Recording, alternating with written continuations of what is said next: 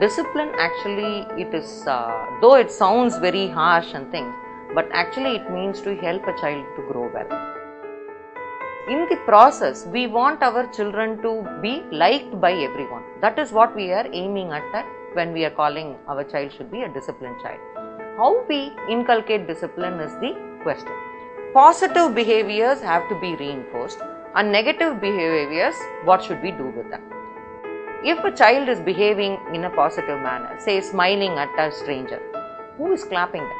Clapping for them? No one claps. We take it for granted that a child has to smile at a stranger. If the same child is pushing another child, what do? Immediately we throw our attention on the child. Why did you push the other kid? But we fail to acknowledge the same kid hugging another baby and showing love. That we don't acknowledge. We immediately tell the child, you are always pushing the other person.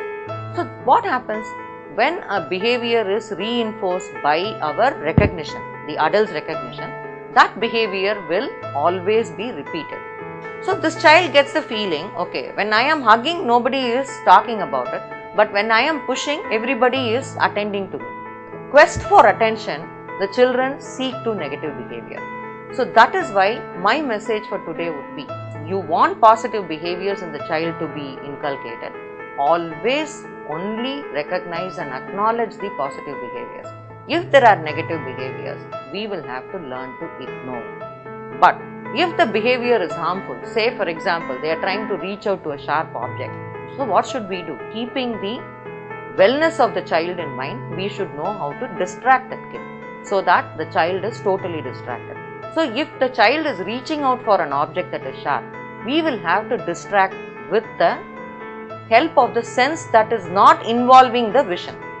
So what can we do? Immediately switch on a music so that the child knows that music very well or something. So the child will immediately turn to that side. So if there is a visual stimulus that is attracting them to a negative behavior, we can use the auditory stimulus. We should be only reinforcing the positive behavior. Learn to ignore or distract when the child is having a negative behavior.